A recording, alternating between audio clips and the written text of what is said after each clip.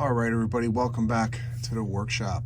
So this video, I'm going to show you how to make rust, and we're going to keep it very, very simple. I'm going to use only a couple different materials, so you don't have to go out and spend a ton of money trying to replicate the same technique.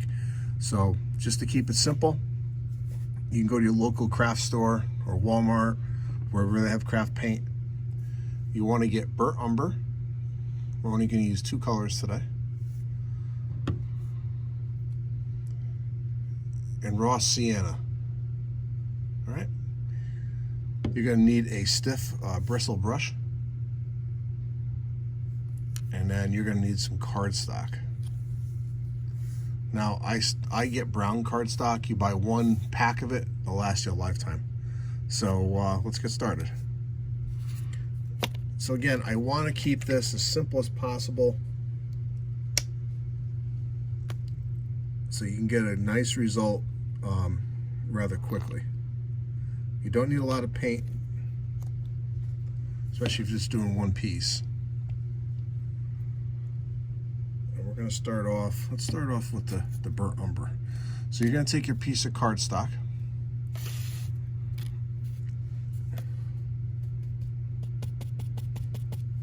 If anyone has tried dry brushing, this is kind of the same effect. You want to get most of the paint off the brush,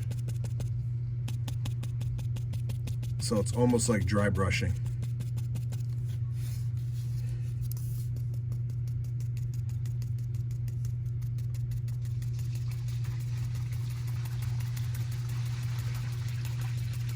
You may have to go back in, just get a little bit more paint.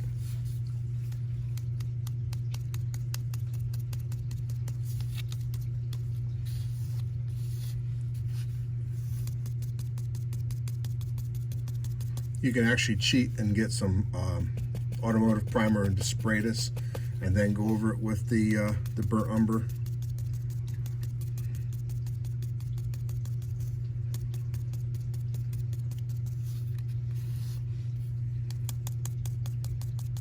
Or you can just do this method. Make sure I'm still on camera. All right.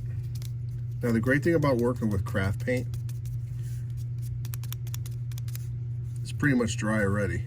It doesn't take long to dry at all. Now, when you go to your next color, do not clean your brush. You want this dirty brush for the next color, and it's okay if the colors blend. So with the burnt sienna, or I'm sorry, the raw sienna, you're not going to need a lot. You just need just a little bit. Just a little bit more. All right. This color you're not going to put on as heavy.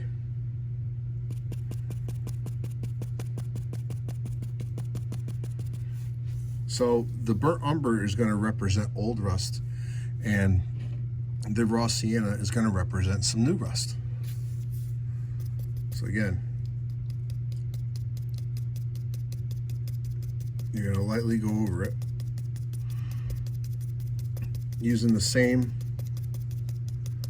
technique.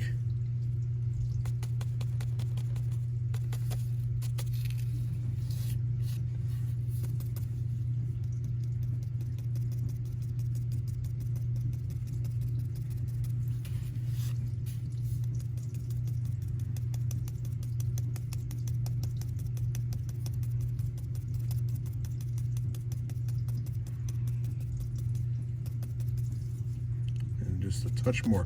Now, if you put too much of this on, all you have to do is just take a little bit more of the burnt umber and just go over it.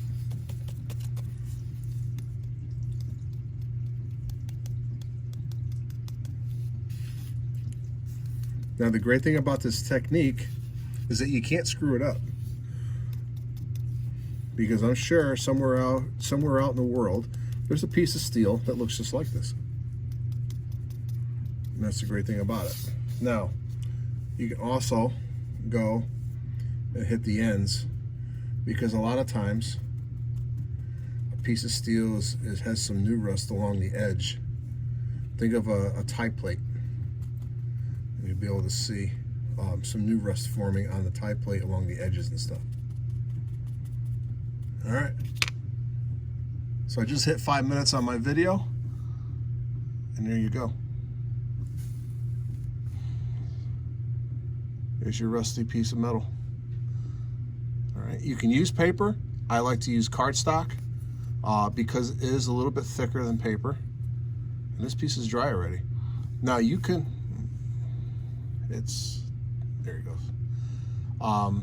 You can actually go over this again with a little bit of white if you wanted to dry brush it, but I don't. You can also, this is up to you, if you want to buy some weathering powders, you can also take it a step further and weather it up with some weathering powders. So that would actually help it make it pop a little bit more. But if you want to keep it like this, that's fine too. So do a bunch of these and you can make yourself a nice load for either a flat car or a gondola or any other type of car you want to put steel in, or you just want to make it as a detail part alongside of a scene or near a structure. So, and that's it. So just as a little recap, I mean, we're using 2 colors, a brush, and all you need is a piece of cardstock, and you get yourself a piece of steel. That's it. So I hope you enjoyed that segment. Real simple technique to use and try. Don't forget, clean your brushes. So I'll see you at the next workshop series. Have a great night.